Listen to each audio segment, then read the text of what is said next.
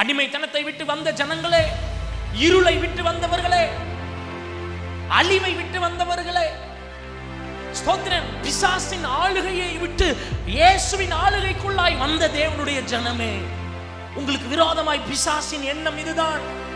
நீங்க எங்க அவனுக்கு சந்தர்ப்பம் கொடுப்பீர்கள், எங்க நீங்கள் குறைவுபடுவீர்கள், எங்கே உங்க விசுவாசம் குறையும், எப்பொழுது நீங்கள் தேவனை விட்டு மனிதர்களை தேடுவீர்கள், எப்பொழுது நீங்கள் அடிமையாவீர்கள் என்று பிசாசு காத்து கொண்டிருப்பான். இப்ப எத்தனை பேர் கர்த்தரை ஆராதிக்காதபடிக்கு தங்களுடைய ஆராதனை நாளிலும் வேலைக்கு முக்கியம் கொடுத்து கர்த்தரை உதாசீனப்படுத்துகிறவர்கள். பார்வோனின் ஆவி எத்தனை பேரை பிடித்துக் கொண்டிருக்கிறது. இயேசுவை விட்டு பின்வாங்குகிறவன், கர்த்தருக்கு முதலிடம் கொடுக்காதவன், அவன் சொந்த முடிவில் அதை செய்கிறான் என்று நினைக்கிறீர்களா? இல்லை, பிசாசு அவர்களை வேட்டையாடி கொண்டிருக்கிறான். பிசாசு அவர்களை அடிமைப்படுத்தினான்.